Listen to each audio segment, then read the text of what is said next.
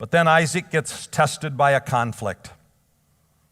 All of Abimelech's people are destroying the wells, or they're claiming the wells for themselves. They were depriving Isaac of the water that he needed. And the crisis comes when the king commanded Isaac to move away, and Isaac obeyed. And in times of conflict, as we mentioned before, Isaac never rebelled to try to control the situation. Isaac was a peacemaker. And God always blesses the efforts of a peacemaker. But you know what the number one requirement of a peacemaker is? Humility.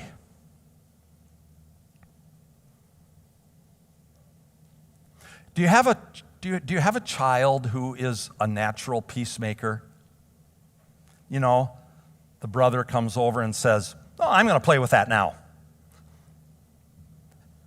One of your children, I know, probably most of them, get up and chase that one down and jump on their back and say, "Give that back. I was using it first. That's mine." But humility says, you know what? If somebody else needs that right now, they can have it. I'll find something else because I can be satisfied. I don't have to fight for that. So go ahead, take it. That requires humility, to be able to allow someone else to have what you believe you should have. Humility. And Isaac was becoming a humble man. You want that well? Even though we put all the work in, you can have it. God's got something else for me. And he moved on. And as a result, look at what happens. Isaac is recognized as God's chosen one. I'm going to read this passage to you starting in verse 24. And the Lord appeared to him the same night and said, "I am the God of Abraham your father. Fear not, for I am with you and will bless you and multiply your offspring for my servant Abraham's sake." So he, Isaac, built an altar there and called upon the name of the Lord and pitched his tent there. And there Isaac's servants dug a well. And when Abimelech went to him from Gerar with Ahuzah his advisor and Phicol the commander of his army, Isaac said to them, "Why have you come to me, seeing that you hate me and have sent me away from you?" Listen, these are unsaved barbarians. And he speaks to Isaac and he says this, "We see plainly that the Lord has been with you. So we said, let there be a sworn pact between us, between you and us, and let us make a covenant with you that you will do us no harm, just as we have not touched you and have done to you nothing but good and have sent you away in peace. You are now the blessed of the Lord." You are now the blessed of the Lord. When the unsaved world around you, in all of your friendships and relationships at school or college or in your work environment, when they see you, when they experience you, when they get to know you, when they observe your life and how you handle the circumstances of life and how you complain or don't complain about the price of gas or inflation in this area or food costs or political unrest or whatever it might be in life, all of the circumstances, tests, trials, and temptations of life, when they observe how you respond to them, is their first opinion and impression of you, you are blessed of God? Or do they just say, you're no different than me, you just have a little bit of a different religious belief? Do they say about us, you are the blessed of God? Because of your demeanor, because of your peacemaking ability, because of your humility, because of the words of encouragement that flow from you in the midst of a discouraging world.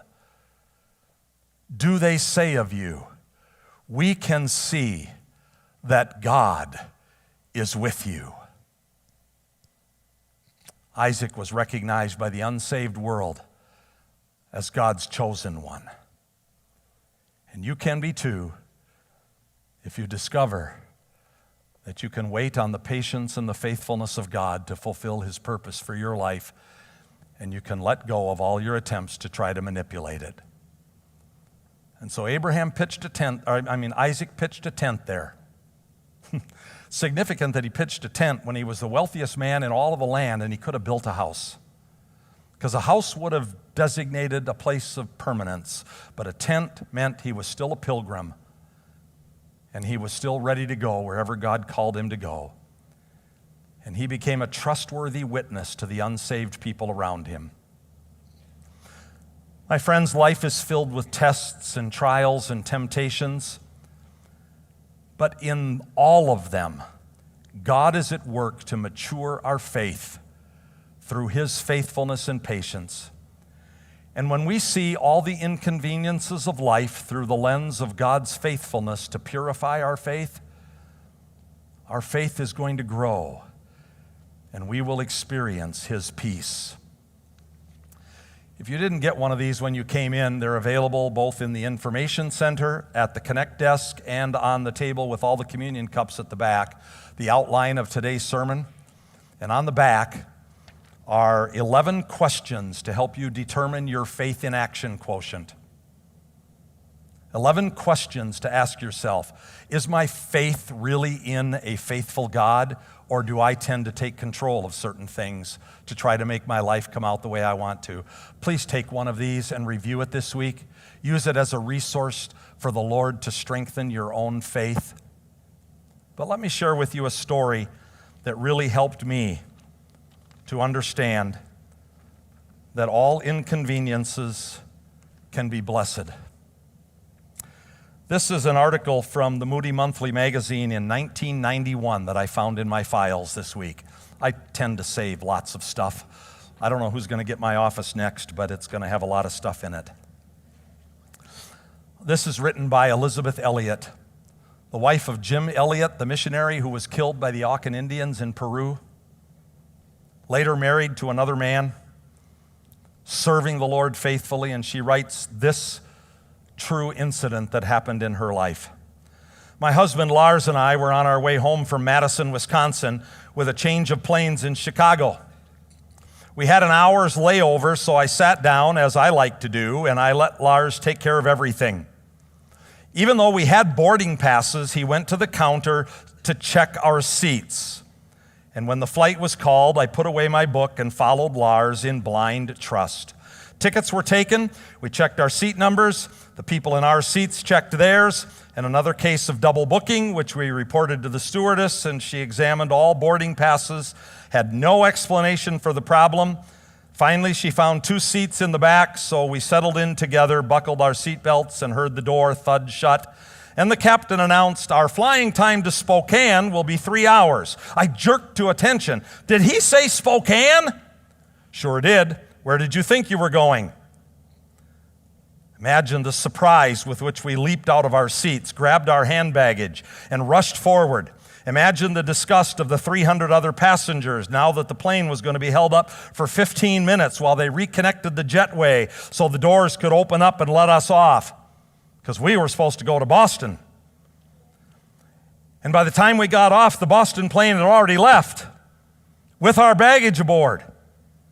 Not to mention the special seafood meal that Lars had ordered. Oh well, Lars said, and we headed back into the terminal. We'll catch the one at 8:55. How does he know there's an 8:55? Well, I'm learning not to ask too many questions. I find it doesn't make for peace. I sat down with my book. He went to the counter and returned with the word that he had booked us on the 8:55. We found a fast food joint and ate a styrofoam plate of nearly unidentifiable food. Strolling leisurely back toward the gate, I checked the monitor, and there it was. Boston, flight number whatever, 8:25, departed.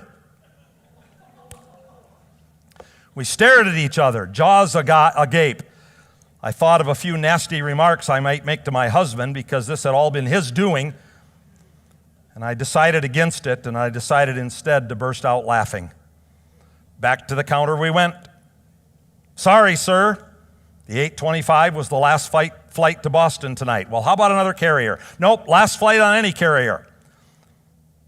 Now, the story is amusing from a distance, but it had been a rather rigorous weekend, and we were both very tired, very eager to get home. And now we wanted what we didn't have, a flight. We had what we didn't want, a night in Chicago without luggage. Why?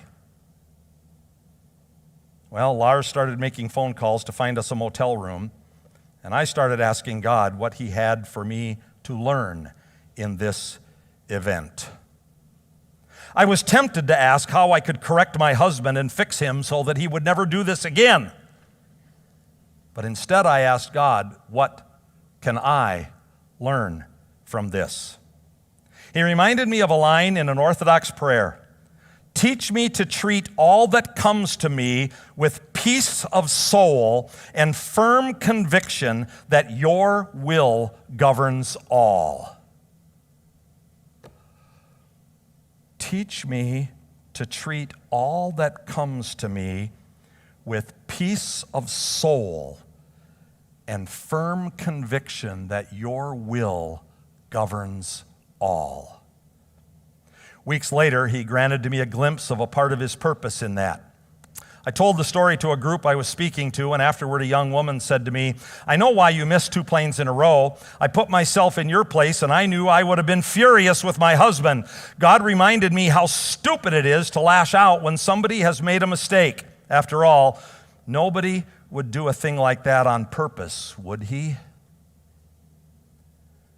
When we surrender ourselves to the Lord, learning day by day to treat all that comes to us with peace of soul and firm conviction that His will governs all, He will see to our growth in grace toward others. He will so govern the events in our lives down to the smallest detail as to provide for us the conditions that may make us fruitful. Faith will always ask, what can I learn from this? Faith already knows that everything that happens fits into a pattern for those who love God. An inconvenience is always, whether we recognize it or not, a blessed inconvenience, because God is at work to fulfill His purpose. Let's pray. Father, I thank you that I needed that lesson today. The inconveniences of life, the trials, the hardships, and then the temptations to control it with our own outcomes. May we not forget the lessons of Isaac, who saw the promises of God begin to be fulfilled when he let go of all of his own control. And he just simply took every situation as it came and said, okay, what's next, Lord? We don't get that well, let's move on to the next one. And that we would learn to treat all of the situations of life that way. And it all begins with this knowledge. You are faithful. You are holy. You are good. You are always working out your purpose for your glorious good, no matter how it looks from our perspective. Let us praise you right now for who you are, no matter what we're going through. Please stand.